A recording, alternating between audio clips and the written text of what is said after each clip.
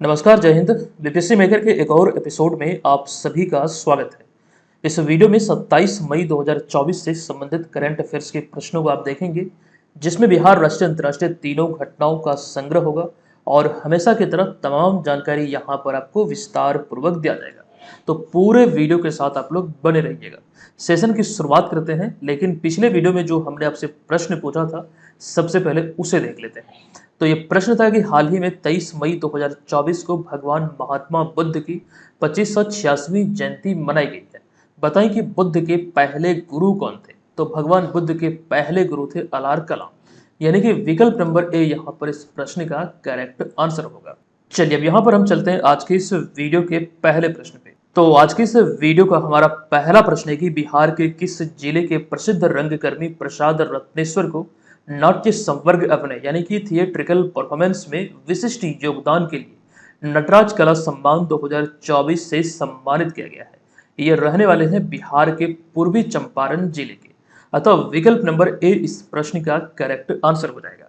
इनसे संबंधित तथ्यों की चर्चा करें तो पहला पॉइंट है संस्कृति मंत्रालय भारत सरकार की भारतीय सांस्कृतिक संबंध परिषद यानी कि Indian council for cultural relation तथा कला संस्कृति एवं युवा विभाग बिहार सरकार के सहयोग से पटना की प्रेमचंद रंगशाला में 23 से 25 मई तक यानी कि 23 से 25 मई 2024 तक 14वां नटराज उत्सव कार्यक्रम आयोजित किया गया और यहीं पर पूर्वी चंपारण के प्रसिद्ध रंगकर्मी प्रसाद रत्नेश्वर को नाट्य संवर्ग अभिनय यानी कि थिएट्रिकल परफॉर्मेंस में विशिष्ट योगदान के लिए नटराज कला सम्मान 2024 से उन्हें सम्मानित किया गया है। ये जानकारी आपको ध्यान रखना है। हालांकि इससे पहले भी कई सम्मान को लेकर खास करके बिहार से संबंधित जो है वो जानकारी हमने आपको विस्तृत तौर पर दिया है। आई होप कि चीज़ों को आप रिवाइज कर रहे हो और जो पुराना नोट्स आपको मिला है उसको आप पढ़ रहे हैं और चीज़ें बेहतरीन तरीके से आप याद रख रहे हैं। ठीक है, अब यहाँ पर हम आगे बढ़ेंगे। एक जानकारी इसी तरह का मिलता जुलता एक सम्मान को लेकर बिहार के संदर्भ में दे दूं। दरअसल यहाँ पर अभी हम बात करेंगे संगीत नाटक अकादमी पुरस्कार के बारे में। देखिए यहाँ पर पहला पॉइंट हमने ये लिखा है कि इस वर्ष 2024 में द्रौपदी मुर्मू द्वारा भारत के 94 कलाकारों को वर्ष 2022 और 23 के लिए संयुक्त तौर पर यह संगीत नाटक अकादमी पुरस्कार से सम्मानित किया गया, जिसमें बिहार के भी 5 कलाकार का नाम शामिल है। बिहार के 5 कलाकारों की बात करें जिन्हें इस वर्ष 2024 में 2022-23 के लिए जो अवार्ड मिला है संगीत नाटक अकादमी पुरस्कार का, उसमें जो नाम आपको याद रखना है, एक तो भरत व्यास शर्मा, प्रेमलता मिश्रा, डॉक्टर नीतू कुमारी नूतन, सीताराम सिंह, आसिफ अली हैदर खान और किस क्षेत्र के लिए उन्हें यह सम्मान दिया गया है वो चीजें ब्रैकेट में हमने लिखा है। जैसे कि भरत व्यास शर्मा जो आप यहाँ पर इन्हें देख रहे हैं, इन्हें पूर्वी गायन का सम्राट कहा जाता है, लोक गायकी के लिए इन्हें यह सम्मान मिला है। उसी प्रकार से अन्य सभी की जानकारी यहाँ पर आगे हमने लिखा है, इन सभी चीजों को ध्यान रखिएगा। हालांकि इस सीरीज में संगीत नाटक अकादमी पुरस्कार को लेकर चीजें ऑलरेडी हम विस्तृत तौर पर दे चुके हैं। चलिए फिलहाल इसे स्किप करते हैं, हम चलते हैं अगले प्रश्न पे। दूसरा प्रश्न है कि निम्नलिखित में से कहां आयोजित 3 दिवसीय नेशनल कालाजार उन्मूलन कार्यक्रम की समीक्षा बैठक में बिहार मॉडल की काफी सराहना हुई है। ये 3 दिवसीय जो समीक्षा बैठक था ये कहां पर आयोजित हुआ है? करेक्ट आंसर होगा झारखंड के रांची में। तो विकल्प नंबर ए इस प्रश्न का करेक्ट आंसर होगा। ध्यान दीजिएगा कि बिहार, झारखंड, उत्तर प्रदेश और पश्चिम बंगाल में कालाजार उन्मूलन कार्यक्रम की प्रगति को समझने के लिए हाल ही में रांची में 2 से 4 मई 2024 तक की 3 दिवसीय समीक्षा बैठक का आयोजन किया गया था। यह बैठक को लेकर यह तिथि भी जरूर आपको ध्यान रखना, साथ ही साथ यह स्थान ये कहाँ पर आयोजित हुआ है। अब इस बैठक की बात करें खास करके बिहार के संदर्भ में, तो रांची में हुए नेशनल कालाजार उन्मूलन कार्यक्रम की इस समीक्षा बैठक में बिहार मॉडल की काफी सराहना हुई। बिहार के संदर्भ में ये ध्यान रखेंगे, बिहार अब लोक स्वास्थ्य मुद्दे यानी कि पब्लिक हेल्थ इशू के रूप में लगभग कालाजार मुक्त हो चुका है। जो नवीनतम डेटा सामने आई है, जो डेटा कहती है, उसमें ये आपको ध्यान रखना है कि राज्य के सभी प्रखंडों में यानी कि बिहार के सभी प्रखंडों में कालाजार रोगियों की जो संख्या है प्रति 10,000 की आबादी से या फिर प्रति 10,000 की आबादी में एक रोगी से भी कम पहुंच चुकी है। यानी कि 10,000 की अधिक की आबादी पर देखें तो लगभग एक रोगी, मतलब औसतन यहाँ पर हम बात कर रहे हैं। तो ये कहीं न कहीं ये खास करके कालाजार मुक्त होने के कगार पर पहुँच चुका है। लेकिन ध्यान देने योग्य बात यहाँ पर है कि अभी बिहार कालाजार मुक्त नहीं है। कालाजार एक बीमारी है जो कि गंभीर बीमारी है, संक्रमण वाला बीमारी है और आपको ये ध्यान रखना है। इसी को लेकर कुछ चीज़ें यहाँ पर हमने आपके समक्ष रखा है।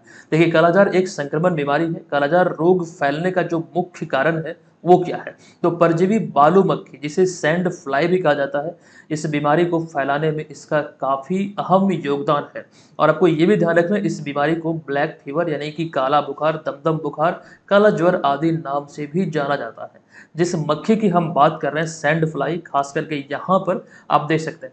अच्छा, इसको लेकर आपको ये ध्यान रखना है, जो मक्खी या फिर जो मच्छर की हम बात कर रहे हैं, वो सामान्य जो घरेलू मच्छर होते हैं उससे, मतलब खास करके जो घरों में जो मच्छर होते हैं उससे बहुत छोटा होता है।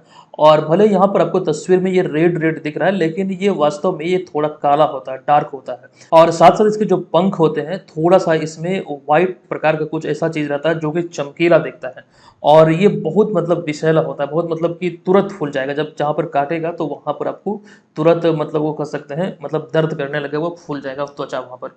और ये मक्खी जो है खास करके बालू वाले इलाके में, जहाँ पर खास करके खेत खलिहान या फिर बालू जहाँ पर है, वहाँ पर इस तरह की मक्खी आपको देखने को मिलेगा। तो ये चीज़ें खास करके यहाँ पर इनसे संबंधित आपको ध्यान अवश्य रखना है। फिलहाल यहाँ पर हम चलते हैं अगले प्रश्न पे। तीसरा प्रश्न है कि मई 2024 में बंगाल की खाड़ी में उठे चक्रवाती तूफान रैमल का नामकरण किस देश के द्वारा किया गया है? सबसे पहले ये ध्यान रखिए, इस वर्ष का ये पहला चक्रवाती तूफान है जिसका नाम है रेमल, और हमने पूछा है कि इसका नामकरण जो है ये किस देश द्वारा किया गया है। तो इसका नामकरण रिसेंटली ओमान द्वारा किया गया है। अब यहाँ पर आपको जानकारी दे दूं कि मई 2024 में बंगाल की खाड़ी में उठे यह इस मानसून सीजन का यह पहला चक्रवाती तूफान है जिसका नाम जो है ये ओमान द्वारा रेमल रखा गया है। ये यहाँ पर आपको ध्यान रखना है। रेमल की बात करें तो यह एक अरबी भाषा का शब्द है जिसका अर्थ होता है रेत। ये यहाँ पर समझने योग्य है, ध्यान रखने योग्य है।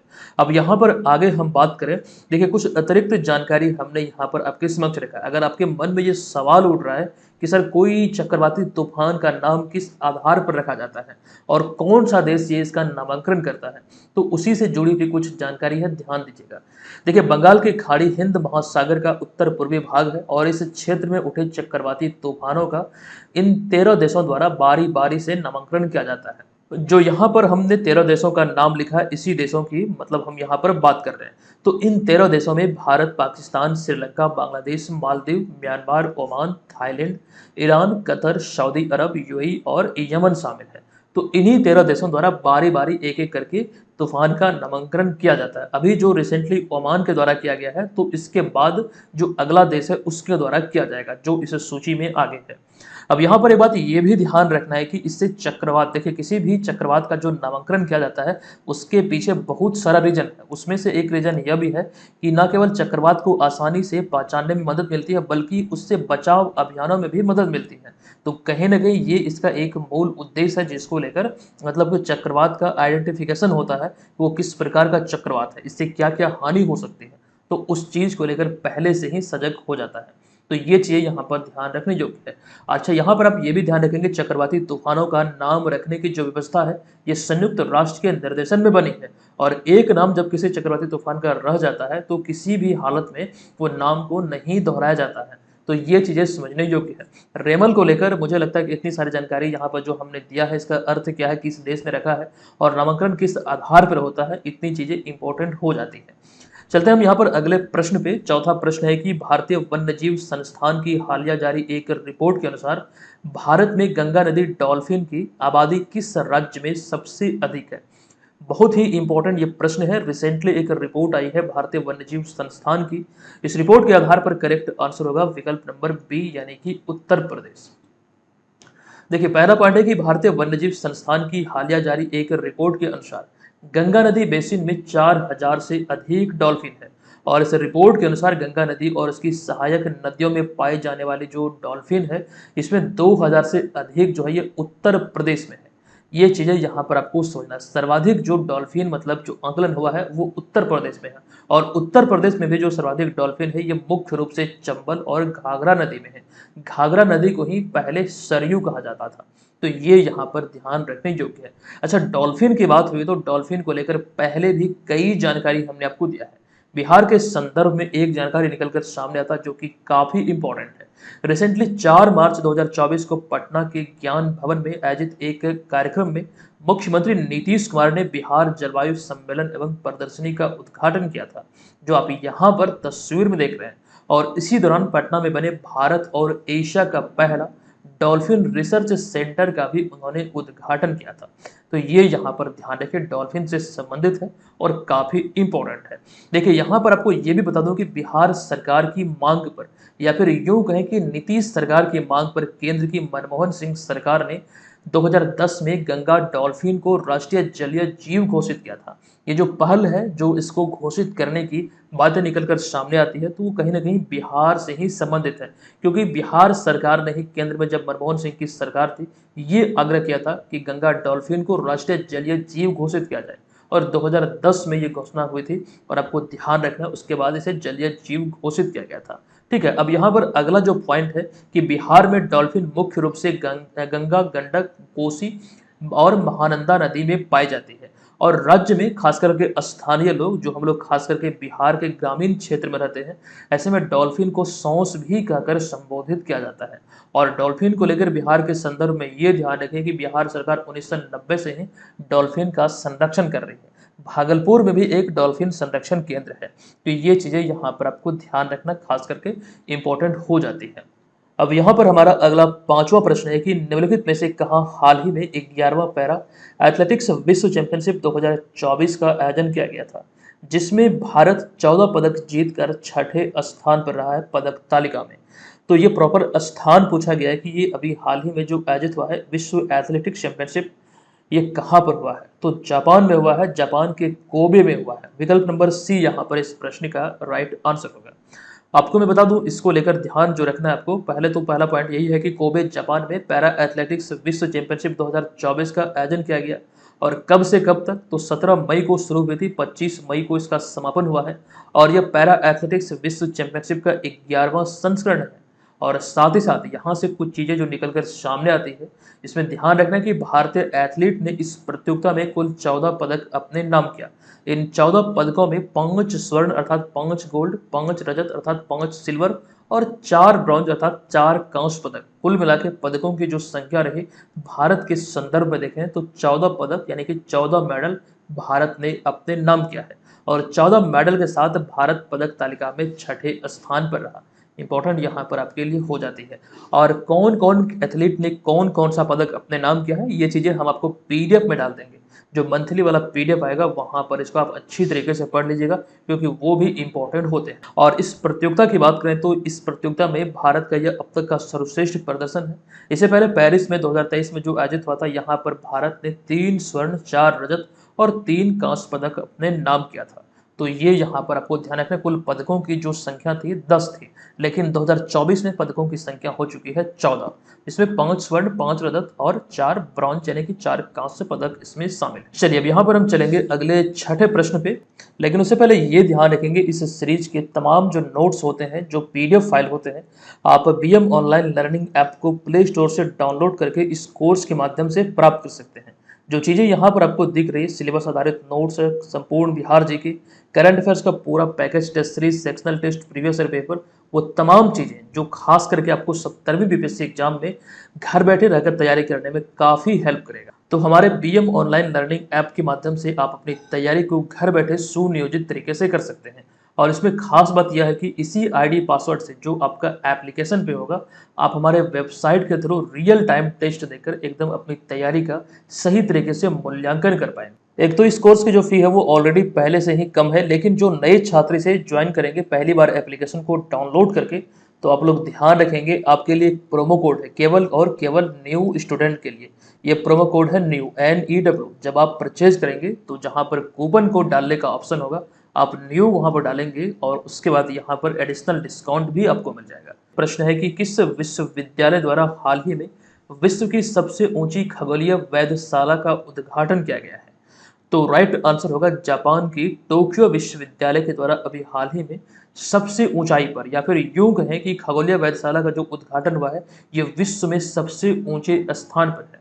अब यहाँ पर इसको लेकर ध्यान दीजिएगा कि हाल ही में जापान के टोक्यो विश्वविद्यालय की अटाकामा वेधशाला का उद्घाटन किया गया है। अब यह विश्व की जो सबसे ऊंची खगोलीय वेधशाला है, इसकी ऊंचाई हो चुकी है 18,500 फीट, जो आप यहाँ पर देख सकते हैं। इससे पहले कई वेधशालाएं कई जगह पर थी, जिसके नाम खास करके सबसे अधिक पर ऊंचाई होने का रिकॉर्ड था, लेकिन अब यह विश्व की सबसे ऊंची खगोलीय वेधशाला है, जो कि 18,500 फीट की ऊंचाई पर है। ये आपको यहाँ से ध्यान रखना है। इसको लेकर कई जानकारी हमने आपके समक्ष रखा। अगर आप ये नहीं समझ पा रहे हैं कि खगोलीय वेधशाला आखिर होता क्या है, आप यहाँ पर आगे इसको जान पाएंगे।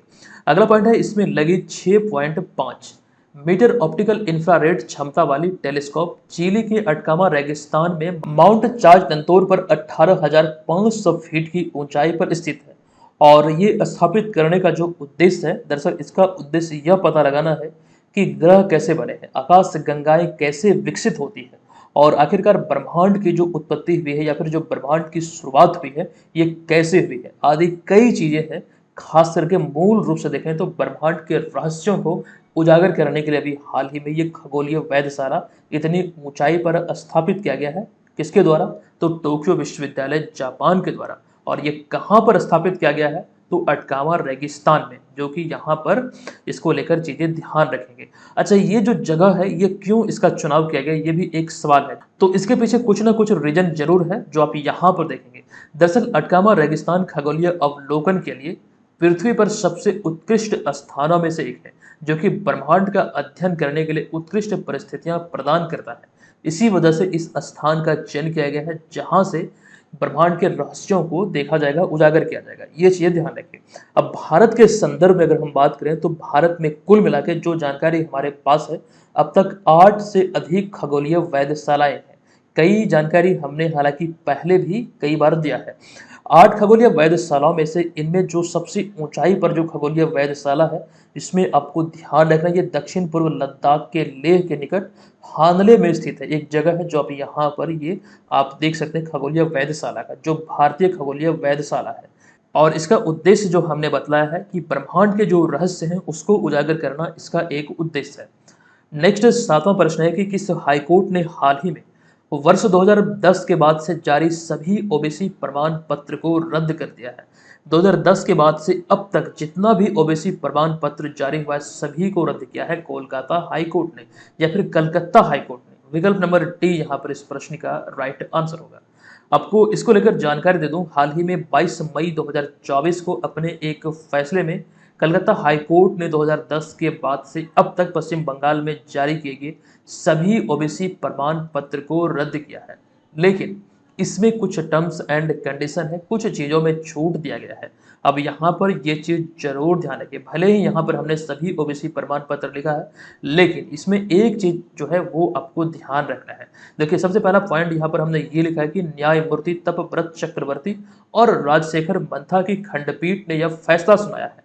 इस फैसले में हाईकोर्ट ने यह भी स्पष्ट किया है कि इस आदेश का उन लोगों पर कोई प्रभाव नहीं पड़ेगा जो पहले से किसी सेवा में है या फिर कहीं पर कार्य कर रहे हैं। तो उन लोगों को वहां पर जो आरक्षण का लाभ मिल चुका है, उन लोगों को इस फैसले से कोई भी नुकसान नहीं होगा, कोई भी आपत्ति नहीं है। तो ये चीज़ें इसमें छूट दी गई है, तो जो कि यहाँ पर ये चीज़ें हमने लिखा है, जो कि आपको कन्फ्यूजन ना हो, ठीक है। तो इस वजह से इसको ध्यान रखना है। और साथ ही साथ यहाँ पर हाईकोर्ट ने यह भी निर्देश दिया कि पश्चिम बंगाल पिछड़ा वर्ग आयोग अधिनियम 1993 के आधार पर ओबीसी की एक नई सूची बनाई जानी चाहिए। ये निर्देश राज्य सरकार को दिया गया है। अब यहाँ पर कई चीजें इससे और भी संबंधित है जो निकल कर आती है। दरअसल ऐसा हुआ क्या, मामला क्या था जो मतलब इस तरह का मतलब बड़ा फैसला लिया गया, जो कि एक ऐतिहासिक फैसला है। दरअसल यहाँ पर उसी का जिक्र हमने इस वाले पॉइंट में किया है। 2011 में जब तृणमूल कांग्रेस से सरकार जो है ये सत्ता में आए थे, तो सत्ता में आने के बाद बिना किसी रिपोर्ट के ओबीसी की एक सूची बनाई, जो कि मतलब कई वर्गों को सम्मिलित करते हुए, जो कि यहाँ पर आपको ध्यान रखना है कि जो कि पश्चिम बंगाल पिछड़ा वर्ग आयोग अधिनियम 1993 के विपरीत थी। इसमें वैसे लोगों को लाभ मिला आरक्षण का जो कि इसके हकदार नहीं थे, जिस वजह से पूरी की पूरी जो सूची है 2010 के बाद से वो पूरा जो है कह सकते हैं रद्द कर दिया गया, अवैध घोषित कर दिया गया।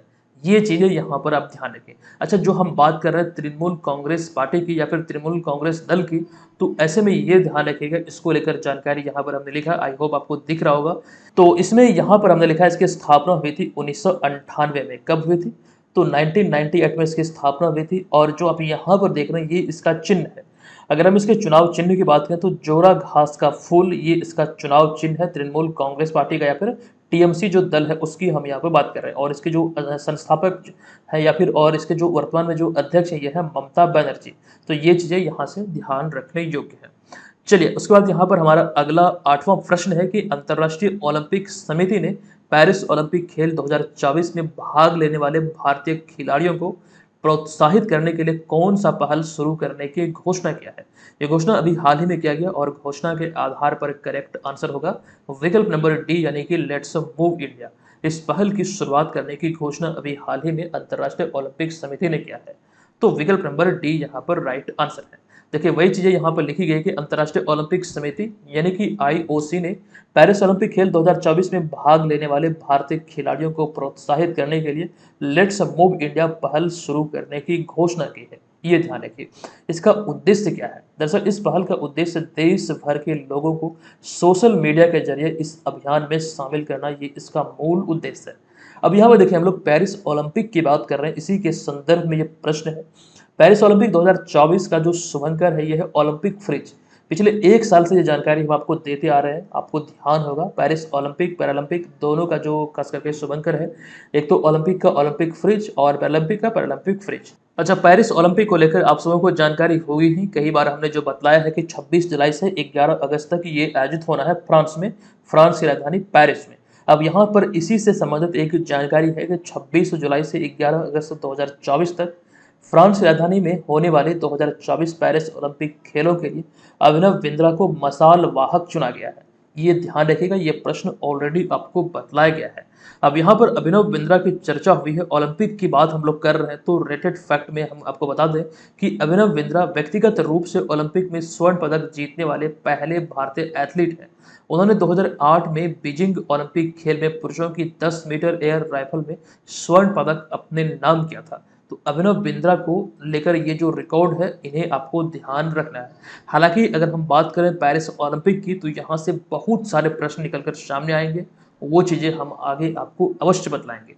अब यहाँ पर अगला 9वां प्रश्न है कि निम्नलिखित में से कहाँ हाल ही में बुद्ध पूर्णिमा के अवसर पर सागा दावा त्योहार या फिर उत्सव मनाया गया है? तो राइट आंसर होगा सिक्किम में, ये अभी हाल ही में मनाया गया।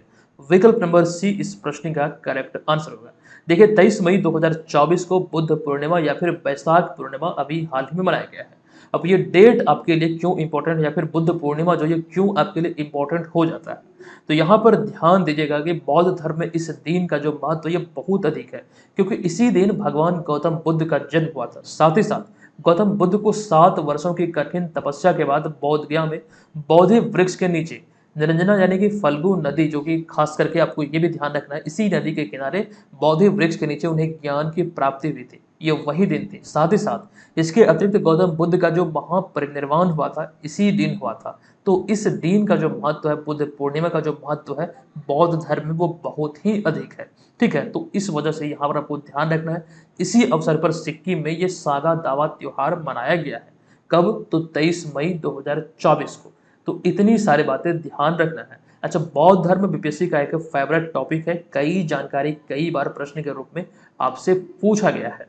अब यहाँ पर हम आगे चलेंगे, सिक्किम में मनाए जाने वाले प्रमुख त्योहार व महोत्सव की बात करें जिसको लेकर प्रश्न बनते हैं, जैसे कि लोसुंग महोत्सव, लोसार महोत्सव, भूमचू महोत्सव, सागा दाव महोत्सव, ये सभी सिक्किम में आयोजित होने वाले महोत्सव है।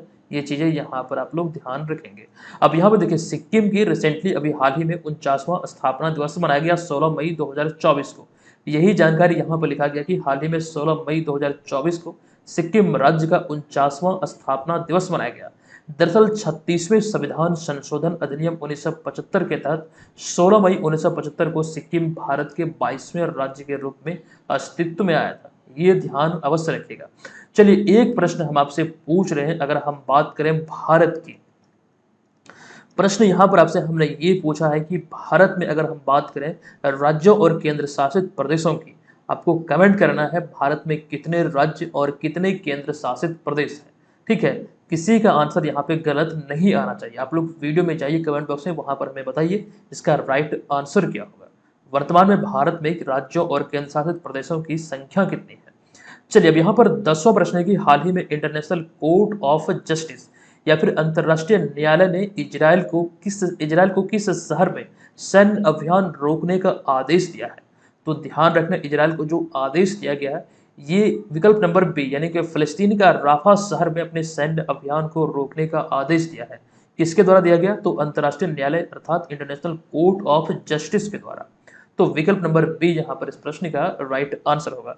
ध्यान दीजिएगा, संयुक्त राष्ट्र की शीर्ष अदालत इंटरनेशनल कोर्ट ऑफ जस्टिस, जिसे कि अंतर्राष्ट्रीय न्यायालय के भी नाम से जाना जाता है, हाल ही में 24 मई 2024 को इजराइल को फिलिस्तीनी शहर राफा में अपने सैन्य अभियान को रोकने का आदेश दिया है। ये यहाँ पर ध्यान आपको रखना है।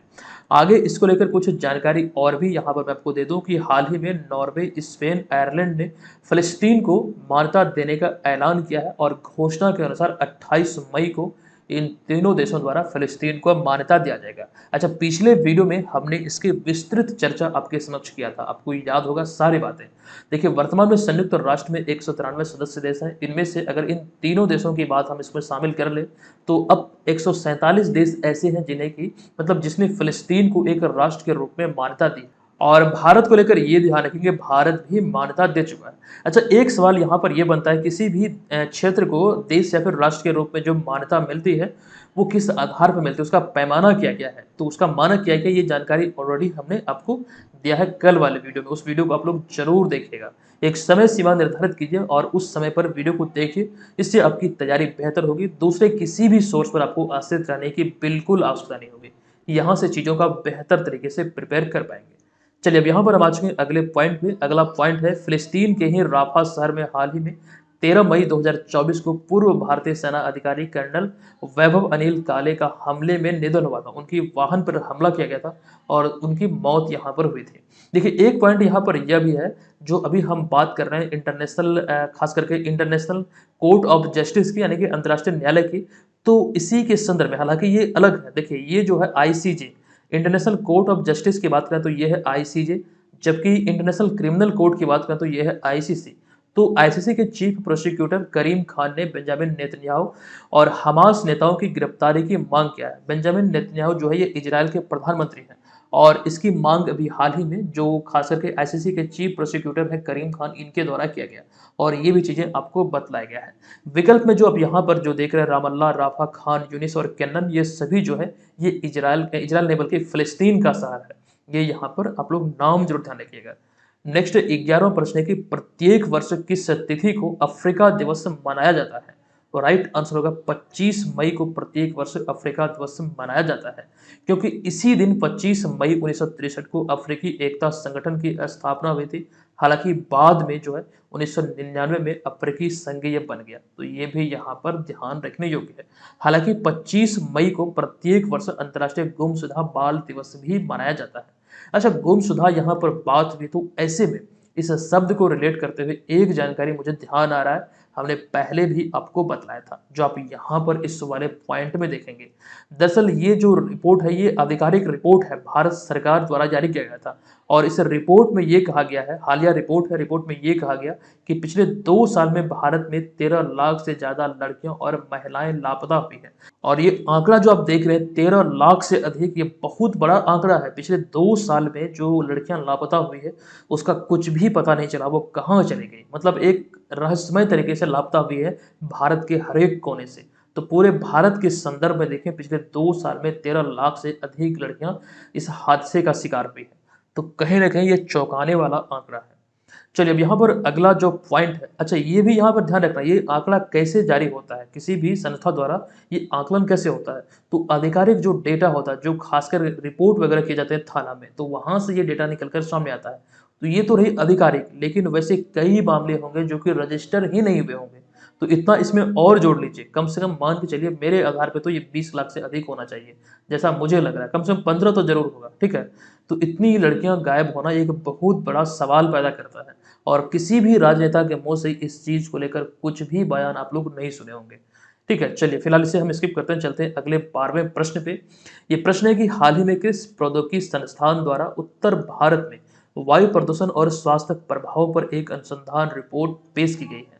तो आईआईटी जोधपुर के द्वारा, यानी कि भारतीय प्रौद्योगिकी संस्थान जोधपुर के द्वारा ये रिपोर्ट पेश की गई है, अर्थात विकल्प नंबर ए यहाँ पर इस प्रश्न का राइट आंसर होगा। चलिए अब यहाँ पर आज के इस वीडियो को हम समाप्त करते हैं। आई होप कि यहाँ पर हमने जो जानकारी दिया आपको बहुत हेल्प यहाँ से मिल रही है और आने वाले एग्जाम में आपको यहाँ से बहुत हेल्प होगी। रेगुलर बेसिस पर क्लासेस को फॉलो कीजिएगा, निश्चित तौर पर आपको फायदा होगा। अब यहाँ पर आ चुके हैं आज के इस वीडियो के प्रश्न पे। प्रश्न है कि किस रचना के लिए जर्मन लेखक जेनी एपेनबेग और अनुवादक माइकल हाफमैन ने अंतर्राष्ट्रीय बुकर पुरस्कार 2024 जीता है? किस बुक के लिए पुरस्कार जीता है और ये बुक की जो विषय वस्तु है ये क्या है, किस पर इस मतलब किस विषय पर इसमें लिखा गया है, वो चीजें भी हमने आपको बतलाया है। आप लोग कमेंट बॉक्स में जाएंगे, हमें बताएंगे इसका राइट आंसर क्या होगा। अच्छा, हमारे तमाम स्टडी मटेरियल को आप पेड ग्रुप के माध्यम से प्राप्त कर सकते हैं। जो चीजें यहाँ पर आपको दिख रहा है ये तमाम चीजें लाइफ टाइम के लिए, वैलिडिटी जो आपको मिल रही है लाइफ टाइम की है, 299 रुपये में लाइफ टाइम तक ये तमाम चीजें आप प्राप्त कर सकते हैं। जुड़ने के लिए इस व्हाट्सएप नंबर पर pre24 लिखकर मैसेज कीजिएगा और आप चाहें तो उस नंबर पर हमें कॉल भी कर सकते हैं। ये ध्यान रखें, साथ ही साथ आप चाहें तो हमारे कोर्स को एप्लीकेशन के भी माध्यम से ले सकते हैं। ठीक है, चलिए मिलते हैं नेक्स्ट वीडियो में, तब तक के लिए धन्यवाद, जय हिंद।